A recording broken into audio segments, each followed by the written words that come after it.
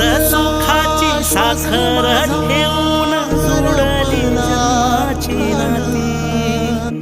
रामाच्या रूपात जपला माणूस मारुती रायाची छाती वाघाची लिलानी कपाळी टिळा तू जेड अंधारासाठी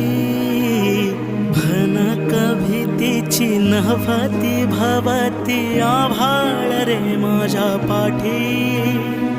देऊन किनारा मनाच्या होळीचा सारंग हरवला